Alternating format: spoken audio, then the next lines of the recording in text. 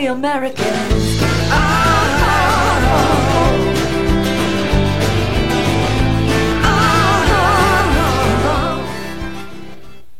Welcome to Weekdays Live. This is CJ Holmes, founder of Homeowners for Justice, and your host today for a really hot smoking show. It's really amazing the things that come to me overnight. I tell you, every day new stuff is coming. That's why we do the show every weekday from 10 to 11 Pacific Standard Time. And of course, you can watch it live or archive, and you can contact me. I have it on the screen right now. Feel free, email to hofj@cjholmes.com. You can IM instant message via Skype to cjholmes11, the number 11, or you can just call the office.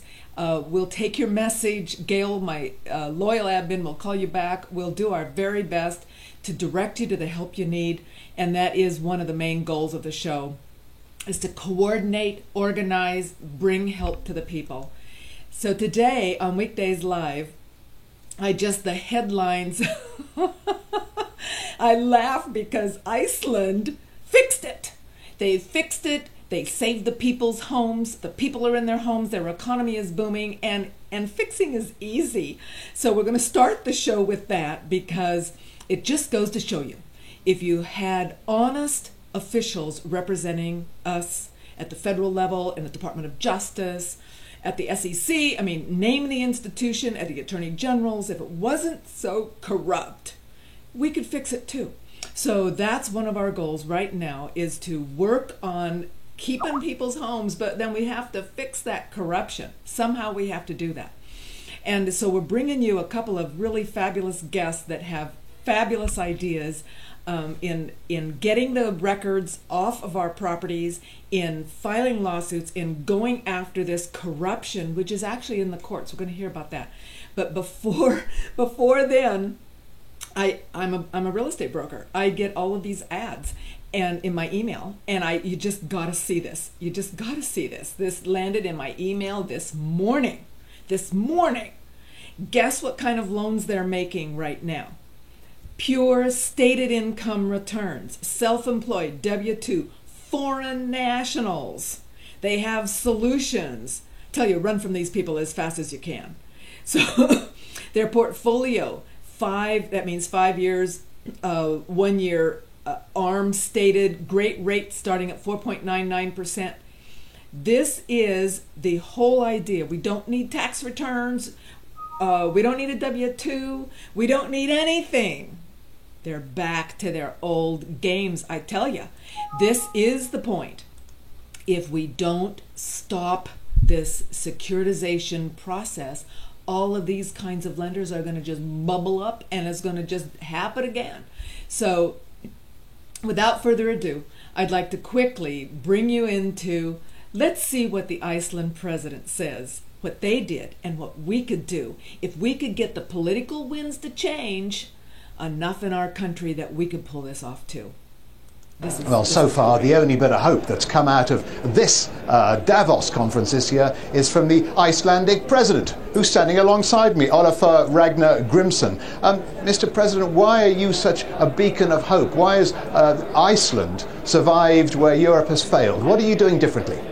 I think it surprises a lot of people that 4 years ago we were exhibit number one of a failed financial system. But now we are back on recovery with economic growth and very little unemployment. And I think the primary reason is that we were wise enough to realize this was also a fundamental social and political crisis. But above all, we didn't follow the traditional prevailing orthodoxies of the Western world in the last 30 years. We introduced currency controls, we let the banks fail.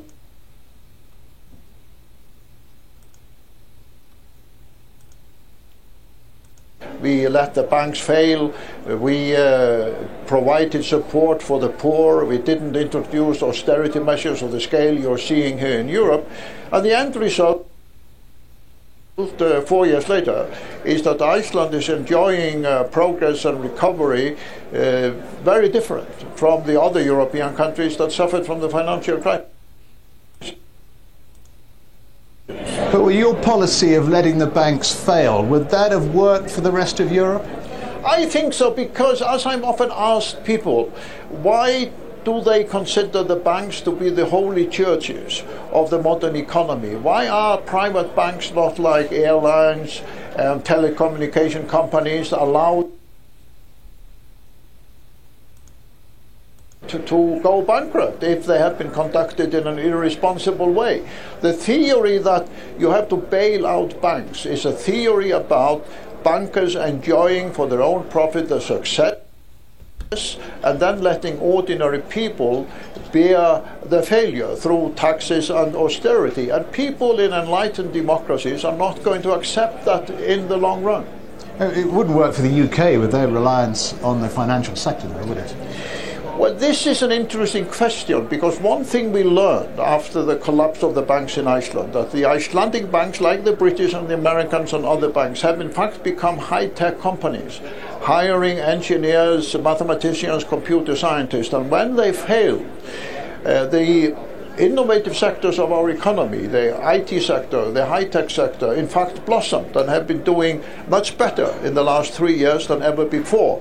So the lesson of that is that if you want your economy to be competitive in the innovative sector of the 21st century, a strong financial sector that takes the talent from these sectors, even a successful financial sector, is in fact bad news if you want your economy to be competitive in the areas which really are the 21st century areas: innovation, technology, IT. President Grimson, thank you very much indeed. So there you have it. There you have it. A successful financial sector is still bad news. And of course, it's the success in the financial sector that has bought off our officials, and that's why we're having such a problem. Here we talked, I want to bring to your attention lawsuit time. This is what's happening in this country because we did not let these banks fail, because they've bought off our government and officials. Now we're stuck with lawsuits as the people and the organizations try to fight back, and the investors. So now, breaking news, it was just yesterday, U.S. accuses S&P, Standard & Poor's, that's the rating agency of all of these bad mortgage-backed securities, of fraud in their suit on loan bundles. And I've read comments where investors have sued S&P and all the ratings agencies, and they have been denied any kind of settlement because the judges have actually termed the ratings that these agencies put out as free speech. So that has really brought some ideas in my head, like okay, so you can lie, but just because it's out there in bulk, that's free speech somehow. So anyway, you get where I'm going. Another lawsuit I want to bring to your attention. This is a sign of things to come. We're on the breaking edge here, you know. And what we're seeing now is that because the lawsuits come down on the servicers, they're going to go after the people that wrote the loans. They're going to go after the little people. So it's always going to be the little people that suffer. Mark my words. So here you've got SunTrust Mortgage has filed dozens of lawsuits over the past 18 months in a quest to recoup millions of dollars from small companies that sold loans to loan trusts that went bad. And so now, see, Fannie and Freddie have gone after them, so they're going to go after the loan brokers that wrote these loans and the mortgage companies. So mark my words, we're going to have a just mountain of litigation, and the fact is somehow the people, all of us, we need to figure out how we can weave our way through this monster mess and keep the homes and keep the assets that everyone is trying to steal from us. Here's another judgment, another settlement. The Florida Circuit Court, the judge denied a summary judgment in J.P. Morgan case because of admissions that J.P. Morgan made in a different case, in a federal case. So here's the point. As these lawsuits accumulate and judgments accumulate, the people may have a better chance, and we need to leverage that chance as much as we can. Here's another thing that's happening, which is just makes me want to scream, and I'm sure it does you too, and that is a lot of these firms are settling, and they're settling for pennies on the dollar. So we've got lender processing services, and let's remember that LPS was connected with DocX, and they threw the founder of DocX under the bus. She pled guilty to forging foreclosure documents in Florida. And there's a settlement, and that's the settlement coming down next month that John O'Brien and the recorder's office are trying to get some monies out of, some restitution for the just under 6,000 documents that DocX sent to their registry and filed. All those documents were forged. Now, this is huge news, but mainstream media isn't picking it up. So by the end of the show, I want to have a list. I have a list now. I'm collecting the names of people that the people need to connect with. These are representatives. These are key players in against this fraud and to help build the steam for this movement. So of course LPS settles for $127 million, on billions of dollars of profit, and this is what is so incredibly outrageous. Now I want to bring to you just a couple of minutes of this video. I will link it on the comments so that you can watch the whole thing and watch Matt, but I really want you to hear what Bill Moyers says. It's so well said.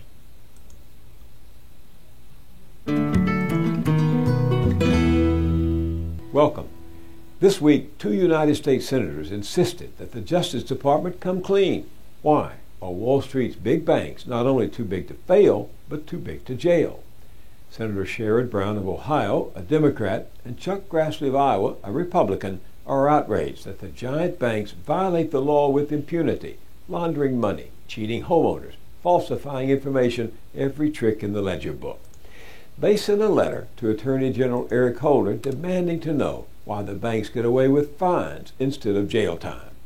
Maybe they had their anger roiled by Frontline, public television's premier investigative series. The other night, Frontline broadcast a report called The Untouchables on how the Department of Justice allegedly has looked the other way for fear that prosecuting the banks would do even more damage to the American economy. There was a definite sense that justice backed off. Did the government fail? A number of people told us that you didn't make this a top priority. Well, I'm sorry if they think that, because I made it an incredibly top priority. That's Lanny Breuer, the Assistant Attorney General in charge of the Criminal Division at the Justice Department. A week after the Frontline report, he stepped down and is now expected to return to private corporate practice, one more government appointee spinning through the lucrative revolving door between Washington and Wall Street. That door could be a big reason why government treats the banks with kid gloves. A man who once worked for Citigroup, Jack Lew, the president's chief of staff, has been picked to be the new Treasury Secretary. And Mary Jo White, the newly named head of the Securities and Exchange Commission, is a chief litigator at a top law firm representing big investment banks like Morgan Stanley. With all this happening, it's time to talk with journalist Matt Taibbi. All right, we're going to stop it there. You're welcome to listen on, but the key is all of the people being appointed into the government at the heads of these agencies are all bankers. It's a revolving door, and Matt talks about that very plainly, and he brings out also this article. I'll link this article too, because he mentions it in his interview. HSBC's stunning failures of oversight. They're going to call it a mistake. No, they're not. It is a business model. And when we finally get honest about what these banksters are doing, they are intentionally violating every law and rule. Like here in this case, they're trafficking drug money because the fines that are given to them are just pennies on the dollar. Fraud and drug trafficking and breaking the law is such a lucrative business model, they're going to do it.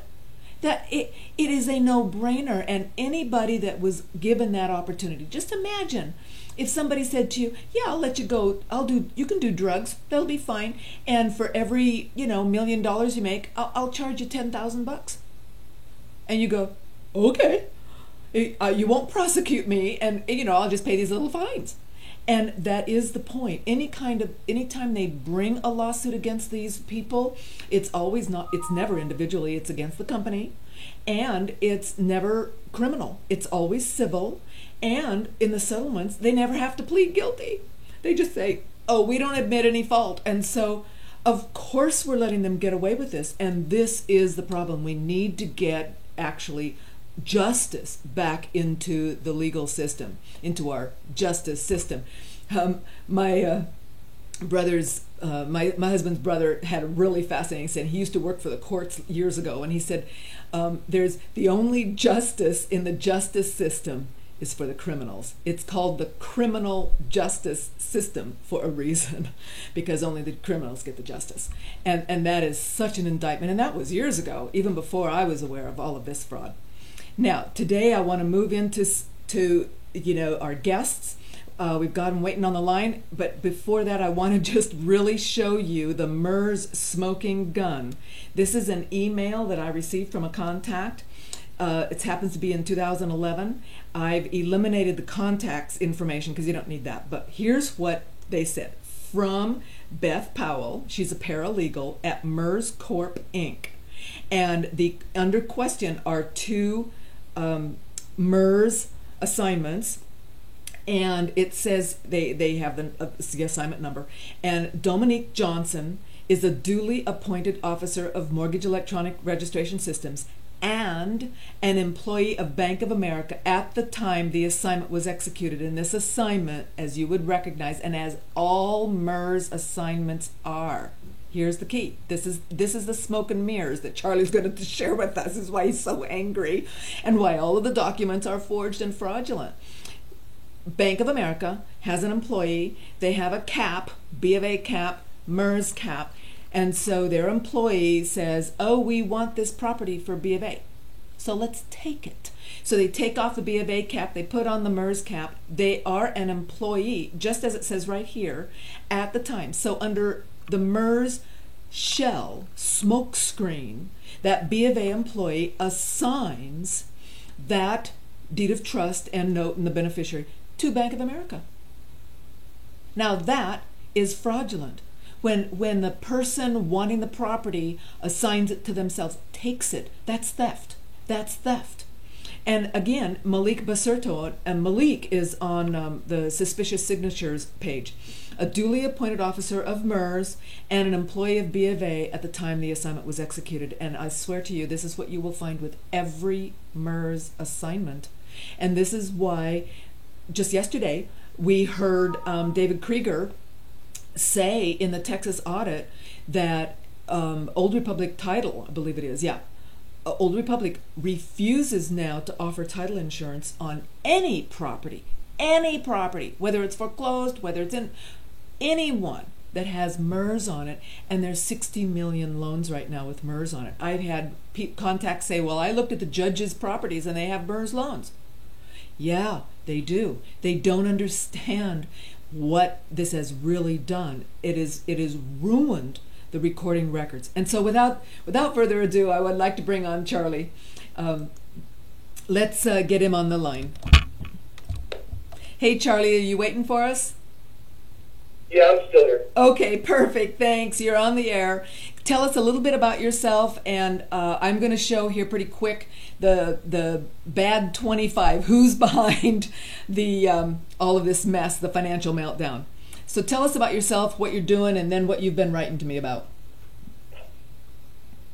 Well, I'm Charlie. I'm the living flesh and blood making a spiritual appearance for the fiction, all capital letter, Charlie Rice Jr.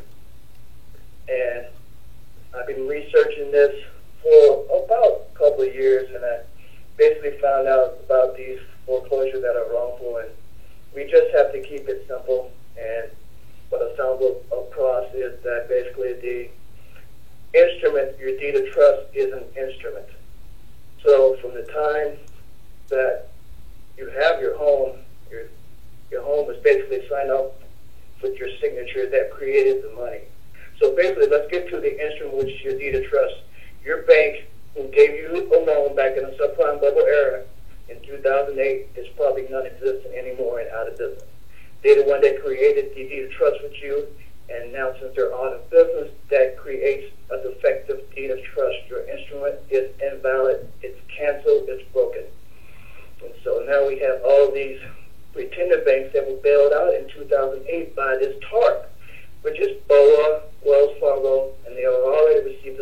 and now they're double dipping on your defective instrument. And this is where all the confusion comes in and all the deception. So if we narrow it right down to that, this is pretty much a done deal. Okay, Charlie, because, and you're saying that, and I'm having up on the screen right now the 25 lenders responsible for nearly $1 trillion of subprime loans, obviously led by Countrywide, Ameriquest, New Century, First Franklin. These are names that we've heard, in the past and repeatedly. So those lenders, now that they are out of business, and all of these loans are now under the servicing of other entities like the big six, Wells, Citi, Chase, B of A. So that you're saying that means that they are not our real lenders. They are just servicers, right? That's correct. They're putting down that they're your lenders, and they're never your lender, because in your deed of trust it says one lender. You only allow one lender, and that's your true subprime lender. Anybody else that's stating that is doing right now lender perjury fraud, because they never was your lender. You can only have one lender. And now you suggested, because really I want to get to the heart of it. And me, I'm always I'm a bottom liner. Let's get to the bottom line and let's figure out how we can use whatever information you've got to actually help people keep their homes in a manner that everybody could do the same thing. I call it a wholesale solution, because right now there's so many voices and so many different servicers and former lenders and blah blah blah. That's why I've sort of focused on the notary, the signatures of the signers of these various assignments and trustee substitutions, and also the notarizations. Now you're saying here that under the Federal Debt Collection Practices Act, if we wrote them a letter, so how would we do that? What are you suggesting that we do with this letter? And then you said if they don't answer, then keep them and file a claim against them in federal court. So what are you talking about with that?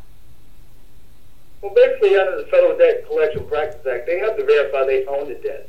These third-party banks don't own the debt because the mortgages were already sold. The banks, our subprime lenders, already went out of business. We only have one contract with one lender.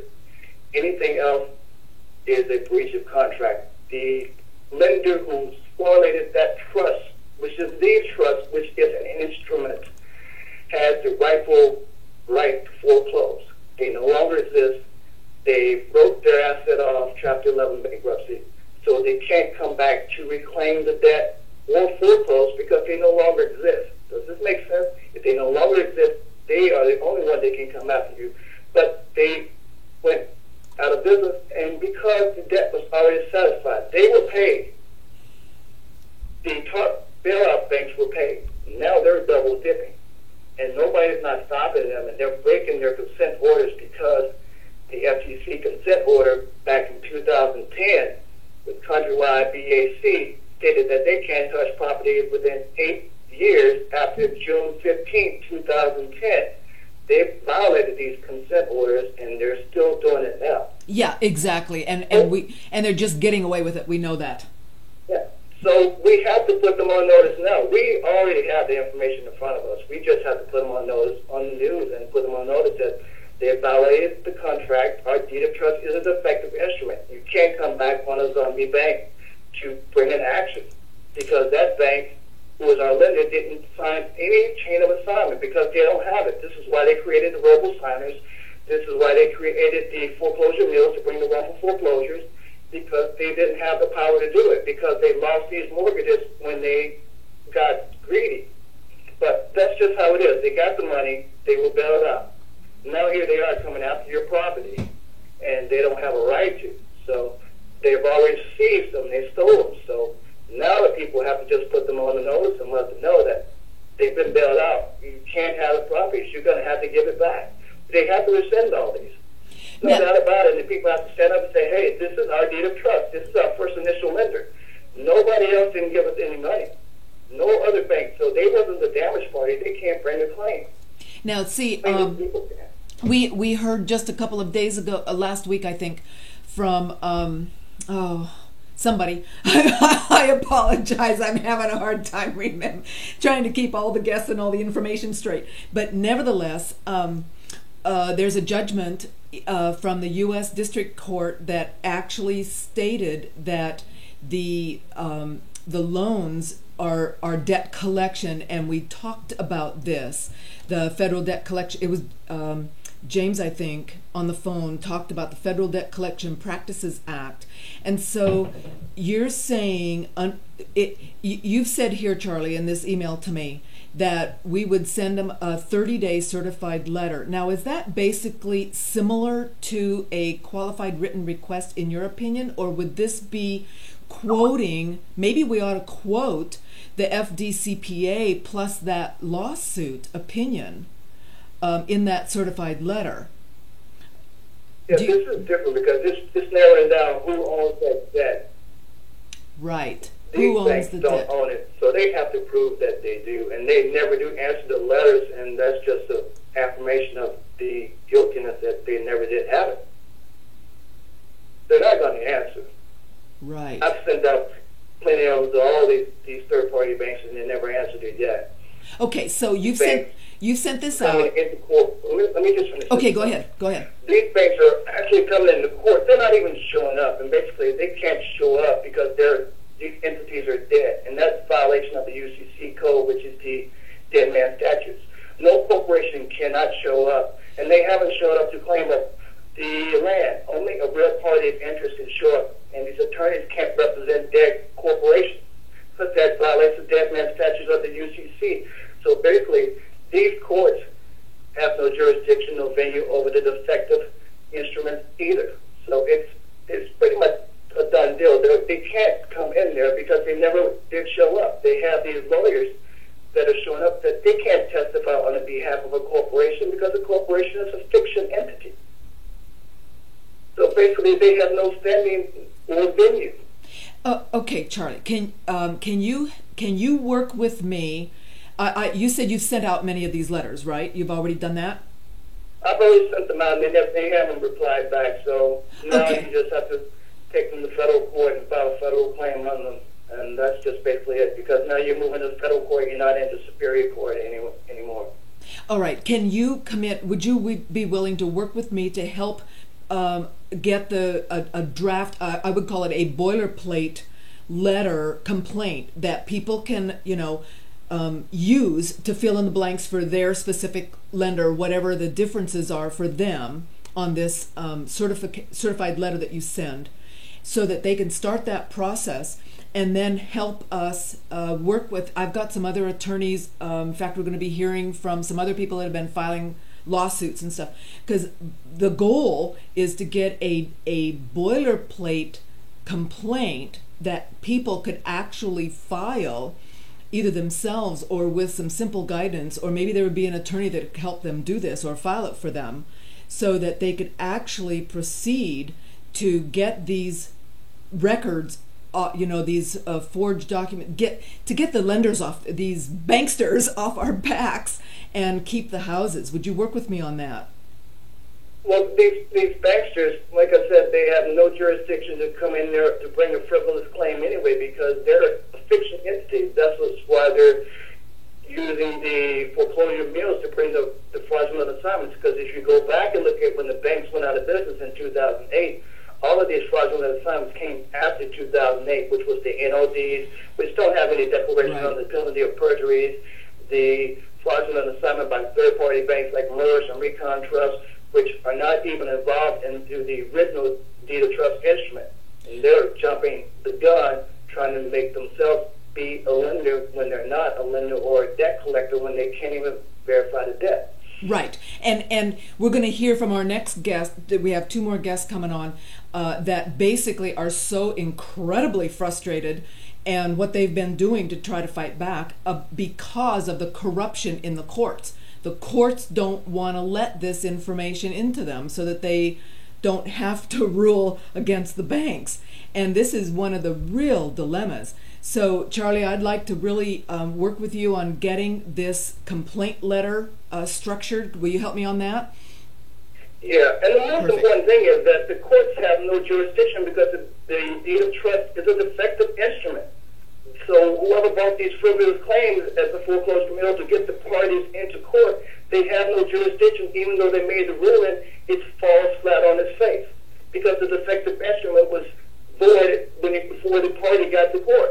So even if the complaint was filed against a person on an unlawful retainer and the lender is already out of business, technically that falls flat on its face because the judge has no jurisdiction on the venue of it because these lawyers brought it into the public court. So the people basically supposed to be into the private court, which is probate, which deals with trust. Your deed of trust is a trust. It deals with land. So you need to be in probate court. Get out of the public courts because that's where they can end the jurisdiction over the people and slamming them so hard. Right. Okay.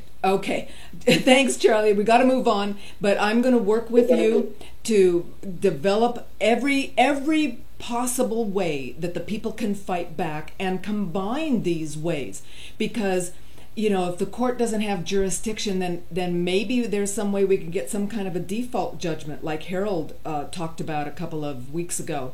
So thanks for sharing, and as soon as we have this complaint, I'll bring it to the website. You know that we'll be talking about it. And anybody that's watching and has ideas and can help on this, please just let me know on the email. Thanks, Charlie. Welcome. Bye. Bye. Okay, we're going to move into another guest this morning, Christine Fitzpatrick, and she's going to share with us some of the foreclosure fighting she's been doing. I believe you're in Arizona, is that right? I am, CJ, yes. Okay. I am. Thank you for having me. Introduce yourself and let us know what you're doing. Okay, hi. My name is Christine Fitzpatrick. I'm actually with a group called the Individual Resolution Society. I've been involved with them for about a year and a half. Prior to that, for the last 5 years, I've actually been advocating for homeowners in foreclosure, which started innocently enough with helping them through the modification process, which is kind of laughable at this point in the conversation. Yeah. And then, of course, it progressed into, oh my gosh, what the hell? Look at this stuff. This is all wrong. We have MERS. We have fraudulent documents, fraudulent assignments of mortgages. Everything has just been turned on its ear. Yes. And so we actually started working on, I filed a few lawsuits for some of the people that I work with, advocating for them. I helped them through the process. I'll draw up the documents. We'll go research the law. We've taken this to both state and federal courts. And, very, very rarely do you ever get past the motion to dismiss from the bank. So going into Charlie Rice's information is good information. The good information that you have. I mean, this is, the signatures, the notary complaints. We get all the evidence of the forgery and the fraud. Then we get to court, and then we get shut down. We can never present the evidence. Right. I wanted to just interject right here. We've got an egregious case here in Sonoma County who literally has had the home just stolen from her. She paid 2 or 3 years of the loan modification payments, and then they foreclosed. And the judge will not let any kind of evidence against the banks into court. It's just outrageous. No, and you actually have that information on your website, and I'm not sure which page. It's a great website. You look at the CalPERS. You look at the CalPERS, and you look at the retirement account. Okay, that's just one area of the conflict of interest. These judges are not to be hearing these foreclosure cases. This is the reason why we cannot be heard. They're bought and paid for by the banks with that conflict of interest. And I'm sure there's more behind the scenes that we don't know about, but at least on the CalPERS, if that is not clear and concise evidence of a conflict of interest, their retirements are based on those mortgage-backed securities. How in the world can you get them to vote in your favor, to rule in your favor? Then, of course, you have their own personal investments, which, of course, is the Form 700s, which, of course, California has the database. It's beautiful. So you go and you look up the particular judge. If you are, in fact, in court, you pull up his form or her Form 700, and you find out where the hell their investments are.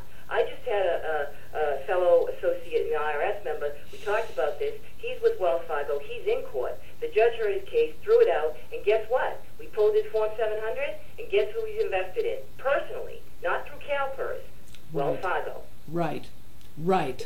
That is where the Charlie Miller, the next after I come in, he actually is somebody I've been working with through the Individual Resolution Society. He's actually the founder of Resolution Society.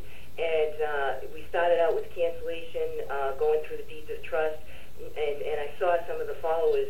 One of them, Lovely Coconuts, actually made a statement that there is no money. There is no loan because there is no money. Right. Who lent what to whom? Right. It was all fiat credit created when we signed the signatures, correct? Correct. Yeah. So the Individual Resolution Society created these cancellation documents, which you can do per the UCC and all of that other stuff. And we went to go to the recorder's office to record it. The recorder's offices are the court of public opinion. This is where we make our case. Right. And they refused to record the documents. Exactly. They won't refuse. In fact, yesterday on the Texas audit, that recorder stood there and said 50% of the recordings now are electronic, and they don't even show the notarization. They don't show that information, and they don't refuse that. Nope, they do not review that, but boy, do they scrutinize if you are probably trying to fight for your property and make sure that the banks don't get it. They scrutinize it up and down. Right. I finally got my girl, she's out there in California, San Diego County. I said, Annette, let's try this. She went to the recorder's office 5 times. We finally got the cancellation recorded. And so it's public documents. We have canceled, not rescinded, canceled, based on, we get into the indemnity bonds, we get into the whole fraud, it's a very, very, very detailed cancellation. There's no way around it for them. But boy, I'll tell you what, none of that makes any difference. They just move on, business as usual. Exactly. They will take it. Like, people will say to me, well, we'll file a Liz Pendens or something. That's a lawsuit against the property. And I said, they don't care. Nope. They don't care at all. And they will pass on. I shared with you yesterday, if you watch that live stream, I'm a real estate broker, and I look at these preliminary title reports whenever I'm representing a buyer purchasing a property. And, a couple of years ago, one of my buyers bought a REO foreclosure from a bank. We got suckered in, and the buyer chose to use the bank's escrow officer. And then later, when he tried to sell the property, we discovered that escrow had actually lied. They lied to us on the preliminary title report, and they just, since it's all computerized, they just delete it. You just click delete, and it doesn't show up on the paper, the file that they send you, the sucker. And so we didn't know that they had foreclosed incorrectly. They had actually, in this case, foreclosed on the second. And so the first still had rights but didn't know it.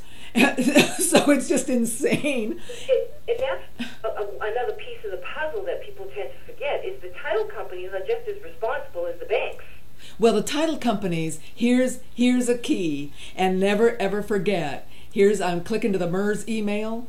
Guess who are MERS members? If you go to my website, it's called MERS Mess, and I'm trying to link everything there about the MERS. And the fact of the matter is, most of the members are not just the banks, but they're all the title companies. Unbelievable. It's really, unbelievable. Really unbelievable. I just actually got something from Fidelity because we filed a claim with them on illegal foreclosure. We filed a claim with them because that goes into the cancellation documents as well. We actually hold the title company responsible, and we ask them to be accountable. And of course, I just got the investigation came back. Oh no, there's nothing wrong. Of course, I didn't expect anything less. Oh, of course. But yes, now we're at the point of, this is it. This is the end of the line. We've got some great evidence. There's always, and tell me something. Tell me, why is it that we can have, now there was just another announcement today of another lawsuit that the United States of America is suing the SEC. Exactly. I'm sorry, Standard & Poor's. S&P, exactly. I'm like, okay, well, how is that going to benefit the homeowner? none of these lawsuits benefit us. Exactly, and thank you for bringing that to my attention, because I talked about that. The reason the talks, they've been in discussion for settlement discussions with S&P, and the U.S. wants $1 billion, and S&P is going, gee, that's like all of our earnings for a year. And I'm thinking, exactly, let's go after the banks for their annual earnings. I don't understand the logic. There's all this money and all these settlements flying around out there, and exactly, they're getting settled with no accountability, and a slap on the wrist, and they won't. It's as if it was business, the cost of doing business. Exactly, and they won't even stop the foreclosures. They will not. So now I know. we have had it. We have had it. The IRS Society has had it. Charlie Miller has had it, and I got to tell you something. That lawsuit is so powerful, because it goes to a civil rights violation. Now, I don't know how many of your followers have actually received a copy of this. It's public record. You have access to it. We'll make sure you can see it. However, this goes to the heart of the matter. This goes to the core of the problem, which is the corruption in the courts. Can we at least get a fair trial? Right, and, exactly. Not gonna, no one, when I say they, any of the powers that were are not going to help the homeowners. We are going to continue to be breaking our backs to bail out whomever that has caused this problem. Exactly. So now we hold the courts accountable. And I will tell you, the defendants that are listed in this case are not just the court itself, because you have the court itself that's being listed as a defendant, but you're also listing the judge and the attorneys in their individual capacity. They have no protection. Yes. No protection whatsoever. Yes. Usually the government claims immunity for whatever reason. When it's a civil rights violation, there is no immunity. You will be held accountable. And see, here's a really good point, Christine, and that is and I can just see it happening. I can see the judges being held responsible, and I can see the mortgage brokers that did these loans being held responsible, and I can see the banksters getting away with it, the ones that plan this thing. We have to work to make sure they're held responsible personally. Absolutely. And nobody, we got the evidence is unrefutable. Unrefutable. Any common sense person, you do not have to be an MIT graduate to figure this out. Right. So it's all right there. I want to have my case heard. I want you to look at my documents and tell me, Mr. Judge, does that signature look the same to you? Exactly. We want the documents looked at, and that's part of it. Yeah. That's part of the strategy. And then, the assignments of mortgages. When you talk about counterfeiting, and this is actually in the rules of evidence. That's right. You cannot provide a copy, the same size copy of something, which of course is the assignments of mortgages, the promissory notes, which are all copies, no original wet ink signatures, because they don't exist. We all know that. So if they provide a copy, that's actually counterfeiting under the law. That would be like them saying to you, okay, we want a tender. Okay, in California, you have to do the tender payment. Right. In order to move forward with whatever you need to move forward with. Okay, here's my tender. Here's a copy of let's just, for example, the promissory note was $500,000. Here's a copy of $500,000. There you go. There's your payment. Because essentially that's what they're doing to you. When they come in with a copy of the promissory note, it's a counterfeit. It's a counterfeit. Right. That's per the rules of evidence and UCC and negotiable instruments, all of that. But this is the stuff that won't be heard in court. And going back to Charlie Rice's comment about jurisdiction, this has a lot to do with why this case was filed in Washington, D.C. It's an Article III court, and it goes to Congress being able to establish courts. It's very complicated. That it's not something that your average person will understand, and that is one of the other reasons why we keep losing, is because we are not in the proper jurisdiction. So this is very, very important stuff, and that's why I wanted you to have Charlie Miller on to explain that side of it. Yes. Because that is something that is so complicated. I understand it, but I cannot articulate as well as he does. So he will explain to everybody, how it's all working. You can look at the lawsuit. It's very simple. It doesn't have a lot of, case sites and the average, run-of-the-mill state and federal cases. Right. This is getting into the heart of the matter, which is a civil rights violation. We are not getting our due process. Right. It's illegal. Right. And the judges and the attorneys that are representing the banks are going to be held accountable personally. I'm sure that will change their attitude just a little bit. Well, that is the point. We have to hold these people personally liable. Exactly. Because how else can otherwise? Of course, you want the people, us. Yeah. Essentially, we are their protection. They're supposed to be serving us. That's right. If you want our protection, do the right thing. We'll protect you. But no, you don't want to do that. So we have to come after you. You leave us no choice. You tie our hands. Exactly. Well, we're so thank you so much for bringing this to our attention and summarizing the frustration, because this is felt by everybody across the country. Literally, anybody that's going into court is, and I hear this repeatedly, from Maine to Florida to Minnesota to California to Texas, it doesn't matter where, the judges are ruling illegally against the law in favor of the banksters and throwing the people under the bus. And this is just an outrage. Yes, ma'am.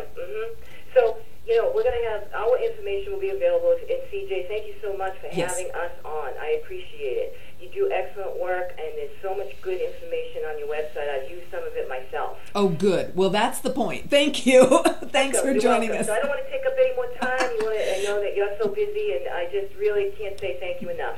Well, thank you for all of your work, because literally it's about all of us joining together to get a solution for the people. Absolutely. Thank you, Christine. Okay, we're going to move into Charlie now. Charlie, this is CJ Holmes. Is this Charlie Miller? Yes, it is. How are you? Thank you so much for joining us. And I don't know if you were able to hear, but Christine just gave you a real thumbs up. I love your designation of PPA. I think that should be a designation that most of us take as a professional pain in the ass. So tell us about the lawsuit. Tell us about yourself, and then about the lawsuit. And I already have that lawsuit linked up so we can take a look at it specifically. Well, I'm 63 years old. I had my first lawsuit when I was 15. I figured out when I was 12 that the tax system was a fraud. I've never paid taxes anywhere. I've had businesses in 5 states and 2 countries and never paid taxes. It's all voluntary. And I've been doing this kind of legal, political, commercial work for about 22 years full time. And been quite successful at a lot of it. In the middle 90s, I was so successful that the federals came after me, and I spent 12 and a half years in prison because of that. I got out in 2009 on orders of the Attorney General, Mr. Holder, after there was admitted tampering with my mail process and my legal process in the District Court in D.C. And this suit is the culmination of 3 years of work to get all of the pieces and the foundation set so that there's no escape. And by pieces in the foundation, I mean we've tested the 5 courts in the 5 major counties in western Washington.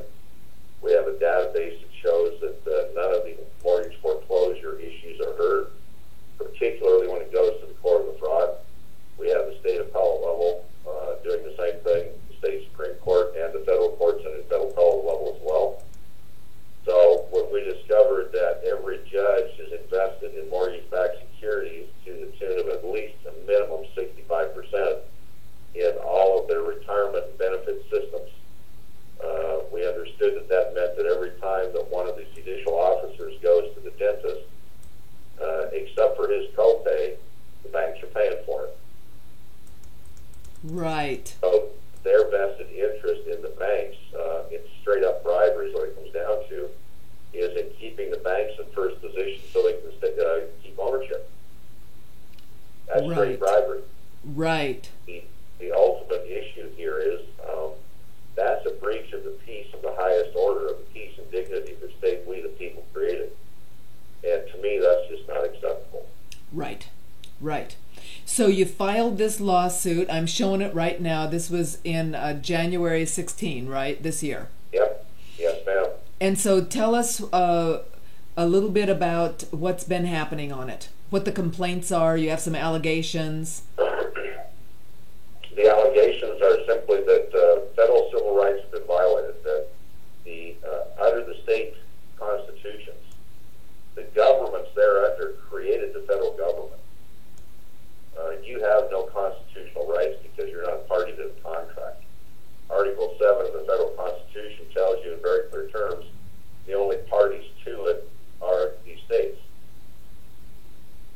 Nonetheless, the states made the federal government, in order to have life guarantee, that they would supervise the states if the states got out of line.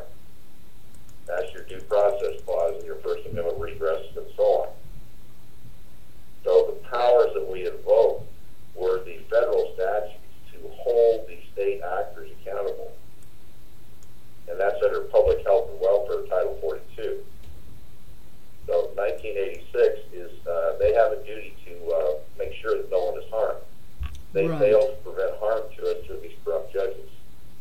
1985 lays out the conspiracy and the civil rights violations themselves. 1983 is the procedure or the subject matter of the court. And 1981 is the contract clause that says that you can withdraw from the contract at any time when you find out it's a fraud or it's against public policy. Well, there is no public policy that can authorize bribery of the judges for the benefit of any party in front of them, let alone the banks and the taking of homes. Right. And simple concept. The ramifications are massive, however, as you can see. Yes. And so so what has happened so far? When we served this on the local judges, they went to a judicial conference for the next 2 days. And we found out yesterday that the writs that were issued for unlawful detainer and possession were ordered to the sheriff by someone high up in the judiciary in the state to be sat on until they expired. And we're also aware, because of some of the other people we work with back east, that there's been some very serious meetings by some high-level bank and justice and treasury people to see if they can figure out a way to get out from under this suit, because if this sticks even 10%, yes, the whole judicial structure in the states has to change. Well, that's not a bad thing, I would think, Not right? So basically, to summarize, what you've said is that when this was served on the judges in Washington State, they had a meeting for 2 days, and when you say the writ, these would be unlawful detainer kinds of orders. Yes. That those were told to be just held in hand until they expire. Yep. How long does it take? How long does it take for a writ to expire? 20 days usually, 20 or 40 depending on what they are. So in other words, we're not evicting. Yesterday. So in other words, they're not going to move forward to evict anybody facing eviction from the foreclosure at this point. In our case alone, I don't know how far we can extend this.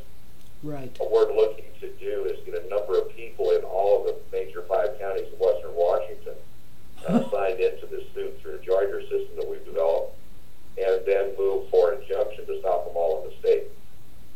So what you said you've developed a joinder system? Can you just share that with us real quick? Well, under the federal rules of civil procedure, if you have a parallel claim, you can request to join the suit as an active party. At that point, you would accept this complaint as part of your complaint and make a separate affidavit to join it and make your own statement of facts and injuries. The principles of way that this was designed was to do that in specific.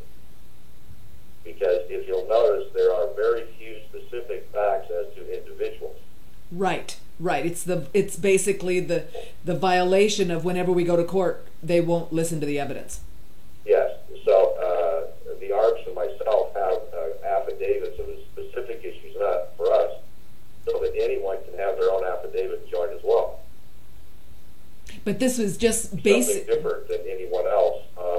We file a security agreement on this contract because this is how we look at the court. The court is nothing more than a goods and services provider. And it's there to provide its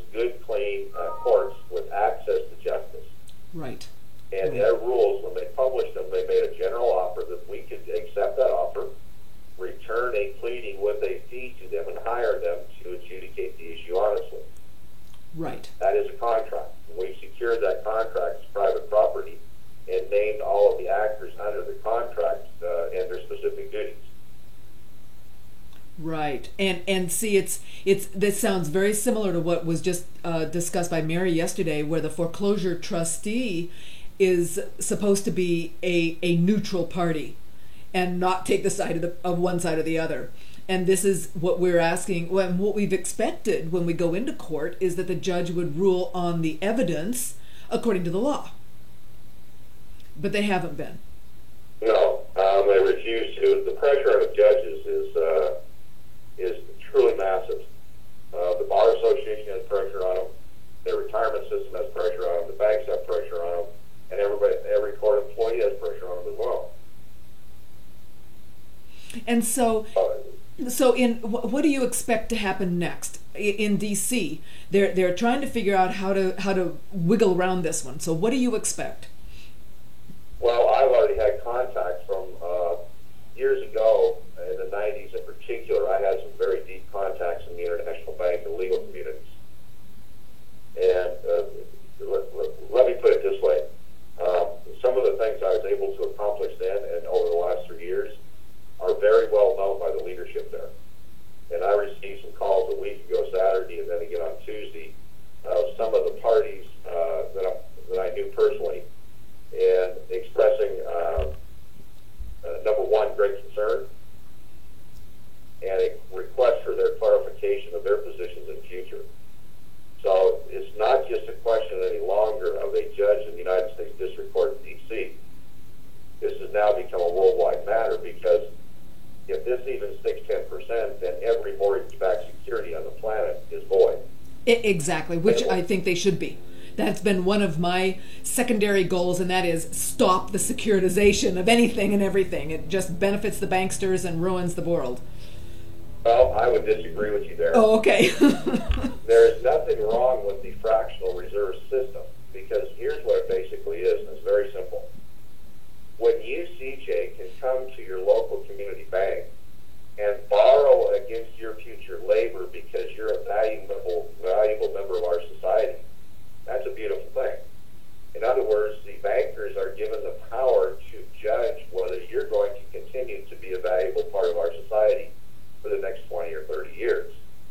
The problem we have is that the individuals that administer that system have twisted the system for their own benefit, to the detriment of everyone else that uses it. Right. Including those of us providing the value, our labor, and those using that labor on the other side that they sold the fraudulent securities to. Right. The fractional reserve system and securitization is a beautiful instrument if it's operated with integrity and transparency. But the simple fact is it's not at the moment. See, and I would personally split fractionalization, the creation of credit for private profit, should be back to public benefit, in my opinion, public banking. But I hadn't really connected the fractionalization, but you're right, with the securitization, because they did fractionalize the securities, right? Yeah, on your public banking issue, the way that public banking is discussed at the moment has no possibility of success, because they're working with a fraudulent system to try and alter a fraud into something valuable, and that's an impossibility. The only thing that you can do with a fraud is kill it. Otherwise, it taints everything it touches, doesn't it? Correct. There is a very simple solution for this. Kennedy had it. McKinley had it. Lincoln had it. Public money for private use. That's what I dedicated myself to 20-some years ago, to create the mechanism for public money for private use and to make it work.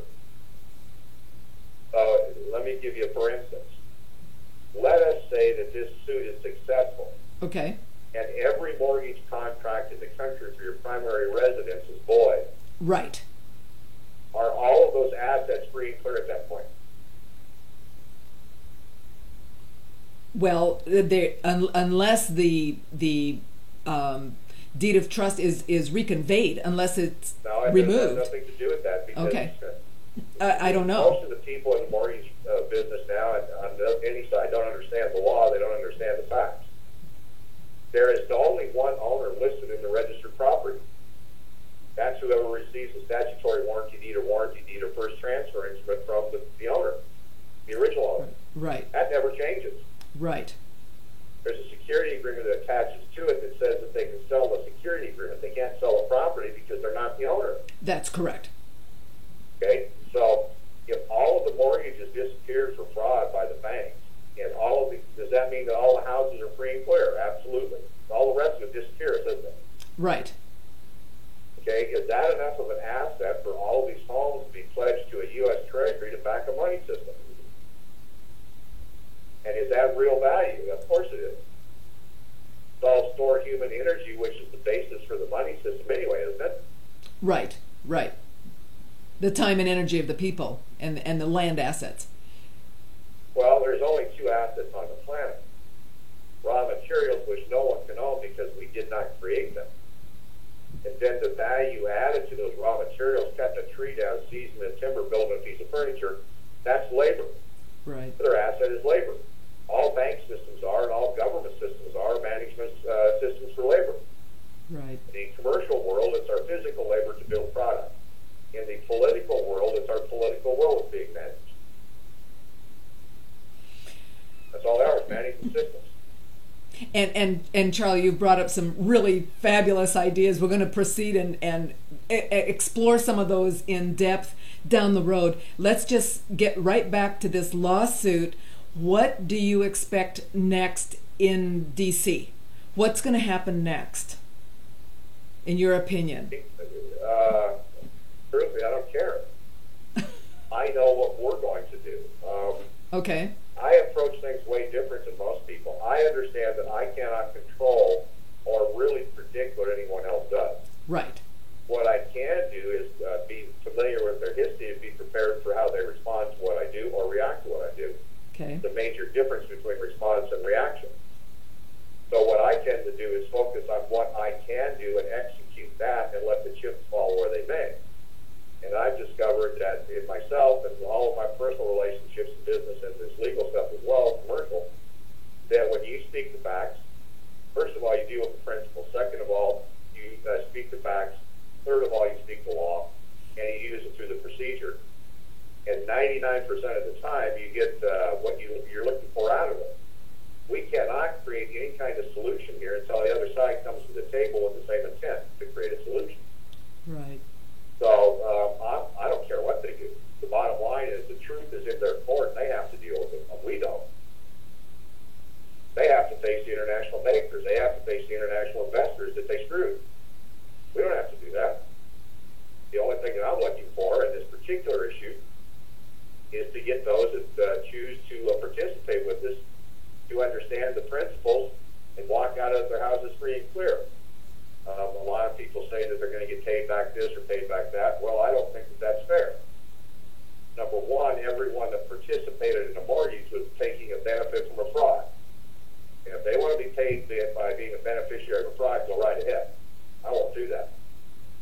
Second issue is, what valuable currency does the system have to pay you with? Right. There is none, because it's all based on theft and fraud. Right. So why would I take payments in their lives? Right.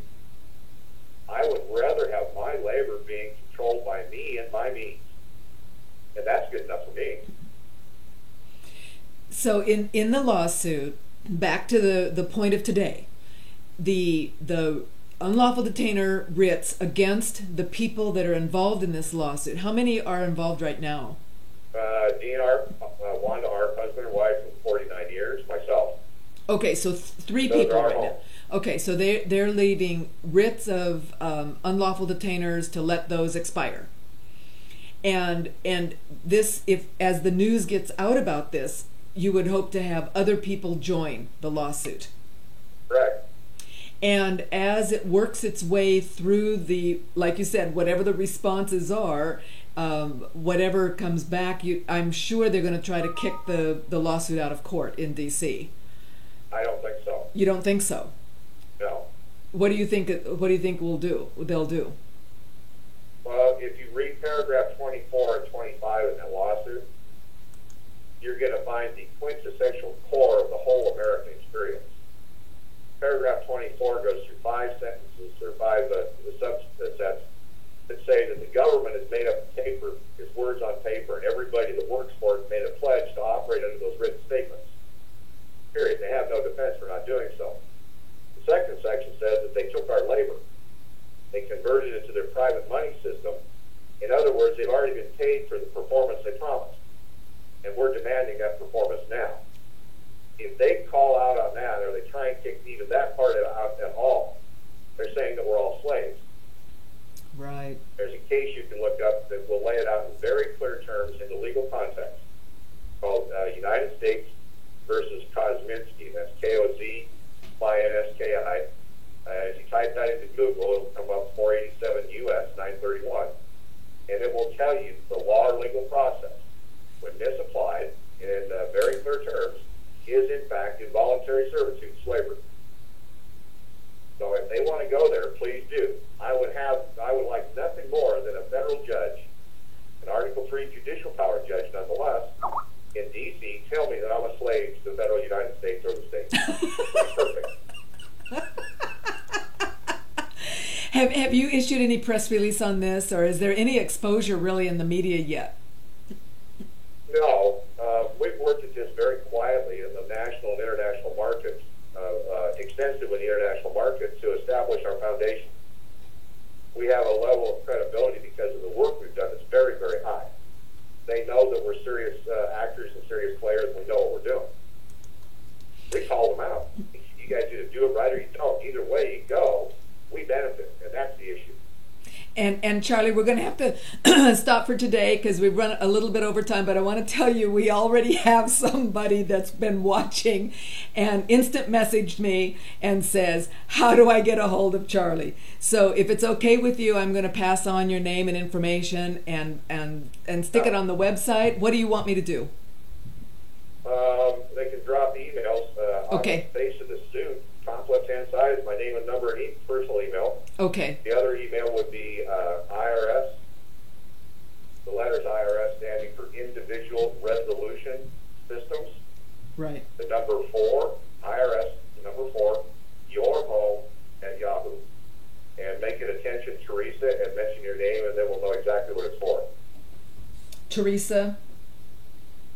Attention, Teresa. Yeah. Okay. All right, guys. I promise I'll get that on the comments right after the show. Thank you so much, Charlie, for what you're bringing to the people. And before we leave, is it possible, or would you recommend, or what do you think about, folks in every state doing this? What do you think about doing this as a nation, the people? Well, we've already got that. We've got California, Arizona, Minnesota, Florida, and Tennessee lined up. All right, so that means work with there already. Okay, so that means anybody in those states could join this lawsuit. Well, no, it has to be filed individually from each state. Exactly, but law is different. There's a different legal relationship between each state. But join that state's lawsuit. That state's lawsuit. Yes, under the political structure, you need at least 3 people for the public trust to operate correctly. Okay, and I'm going to get that list again from Charlie. I didn't write it down, sorry. I'll get that. Yeah. I will put that on the comments. We will build our case against the government and the court system, because it's really the people that run this country. You just wouldn't know it by looking. If you go to the Public Trust 1776.org, okay, document there called 4th of July gift. All right. And in 4 pages, it outlines the hierarchy of power in this country in very clear and simple terms that anyone can understand. And we'll talk about that tomorrow for sure, because this is how the people need to understand their rights and fight back. Charlie, we thank you so much for just joining us at the last minute and bringing on such important news to the forefront. All right, well, thank you, dear, for the time, and appreciate it. Oh, thank you, and I'm sure you'll be on again. This is CJ signing off for Homeowners for Justice. We'll see you tomorrow.